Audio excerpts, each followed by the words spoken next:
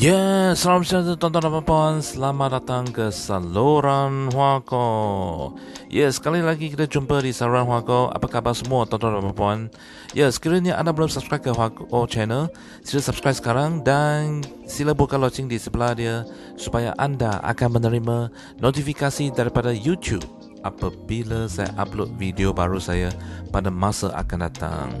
Jadi tuan-tuan dan puan, sila subscribe sekarang dan jom kita tengok berita yang gempar ini sekarang juga. Ya, berani tolak bersatu dan Perikatan Nasional. Sedia lawan 3 penjuru, bukti UMNO kuasa besar sebenar. Artikel ini disyairkan oleh Syabuddin Hussein. Wow, jom kita tengok. Walaupun sehingga kini belum ada kenyataan rasmi daripada UMNO berhubung keputusan sebenar mesyuarat Majlis Tertinggi Jumaat lalu, desas-desus mengenai pendirian parti itu dalam menghadapi pilihan raya umum ke-15 akan datang nampaknya amat meresahkan Bersatu dan Perikatan Nasional. Diperkatakan ramai, Majlis Tertinggi UMNO dalam mesyuaratnya di Janda Baik itu kekal dengan pendirian enggan bekerjasama dengan Bersatu serta PN, dan keputusan tersebut bukan saja tidak berbeza dengan ketetapan sebelum ini, malah senada dengan usul yang telah diluluskan oleh majoriti bahagian-bahagian UMNO.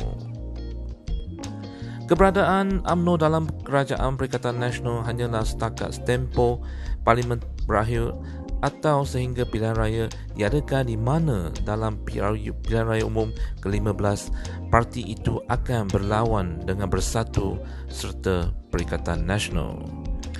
Kalau ada pun yang UMNO ingin bekerjasama, ia hanyalah dengan PAS, tetapi itu pun bergantung kepada keinginan parti Islam itu sama ada masih mahu meneruskan muafakat bersama Muafakat Nasional atau sebaliknya. Berikutan itu, beberapa pemimpin Bersatu dalam pelbagai saluran media mula tampil menyerang UMNO berdasarkan keengganan bekerjasama itu. Rata-rata menggunakan sentimen Melayu dan penyatuan ummah dengan mengatakan keputusan UMNO itu akan menyebabkan perpecahan di kalangan orang-orang Melayu. Semua keputusan UMNO itu, kata mereka, hanya memperlihatkan keinginan parti tersebut memperolehi lebih banyak kuasa dalam kerajaan. Ya, kalau UMNO fikirkan soal perpaduan Melayu, keputusan enggan bekerjasama dengan Bersatu dan PN pasti tidak timbul. Demikian antara kesimpulan yang dikeluarkan beberapa pemimpin Bersatu. Ada juga pemimpin Bersatu yang mengingatkan UMNO bahawa era parti itu sebagai kuasa besar dalam landscape politik negara ini sudah pun berakhir. Sehubungan itu, kata pemimpin berkenaan, UMNO harus bekerjasama dengan Bersatu dan PN jika mereka ingin menang pilihan raya dan mampu membentuk kerajaan. Bersama pendirian tersebut, ada juga pemimpin PAS yang pro kepada Bersatu tetap menaruh harapan agar 3 parti Melayu, UMNO, Bersatu dan PAS kekal bekerjasama dalam pilihan raya umum 15 akan datang. Selain untuk mempertahankan kuasa Melayu, pemimpin berkenaan berkata, keengganan UMNO bekerjasama dengan PN hanya akan menyebabkan DAP berkuasa semula di negara ini. Jika diperhati, banyak lagi ulasan bernada bimbang diluarkan pemimpin Bersatu dan PAS berhubung pendirian UMNO itu. Mereka semuanya bercakap dengan hujah suci sambil menjual tema agama dan bangsa bagi melindungi niat sebenar untuk mengekalkan keseronokan berkuasa yang tidak pernah dirasai sebelum ini. Di samping tema kuasa untuk diri sendiri, perkara pokok yang terus cuba disembunyikan oleh Bersatu dan PAS di sebalik inginkan bekerjasama UMNO dalam pilihan raya umum akan datang tidak lain ialah untuk memastikan Muhyiddin Yassin terus dikekalkan sebagai Perdana Menteri.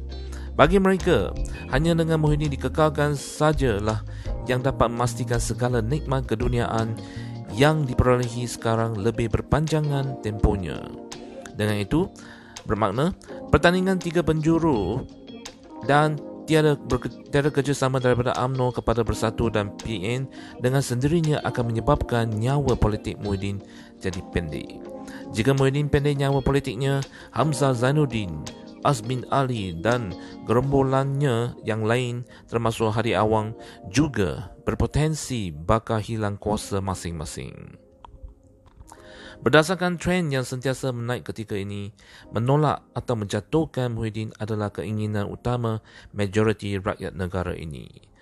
Dengan tempoh setahun yang lalu, sejak Perikatan Nasional berkuasa hanya dipenuhi dengan keceraruan dan ketidaktentuan, malah banyak janji perubahan terbukti sekadar omong kosong, membiarkan lagi Muhyiddin kekal seumpama memilih neraka kehidupan saja layannya.